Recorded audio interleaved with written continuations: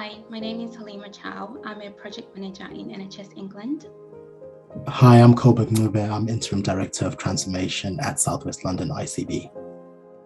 So how has the NHS supported you to grow and develop in your career to get to this point? I've been fortunate to have great managers and mentors who've supported me along my journey and given me the necessary time and space to pursue development opportunities. And I've also been fortunate to receive funding from my organisation for part of my master's.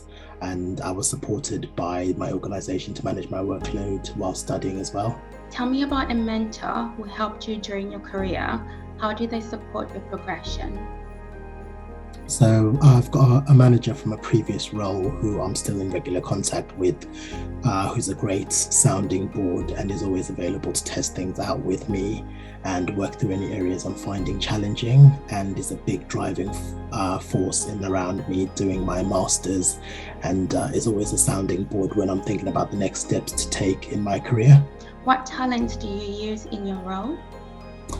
So a lot's around people skills, partnership working, adaptability and creative thinking. So thinking about how you deal with the day-to-day and strategic challenges that we face in our system. And I think people skills are really important because you have to be compassionate and empathetic to the workforce that is working in a very challenging time for the NHS, whilst also thinking creatively around solutions to the challenges that we're facing and bringing in partners to own system challenges and develop system solutions. I absolutely agree. What do you find the most rewarding and meaningful in your current role?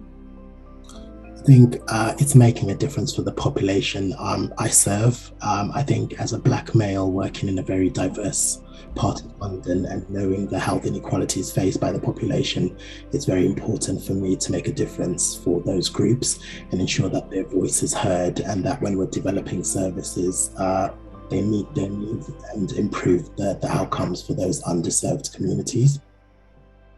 That's amazing. Who has inspired you along your journey and how? So I think for me, it's rather than it being a person, I think it was the point when my career led me to London and I first started to see people that looked like me in senior positions. And I think that gave me the internal license to aspire for more and want to be like them and be at a level where I could be part of creating the inclusive culture that hasn't always been present in parts of my career and in the NHS as a whole. It's amazing you talked about mental health. How do you maintain your health and well-being at work? So I think thankfully my character is such that I'm quite good at switching off from work, and I do try and compartmentalize my work. What I do is when I've finished working, I like to process my work day, and once I've finished processing my work day, I can separate work from my personal life with my family.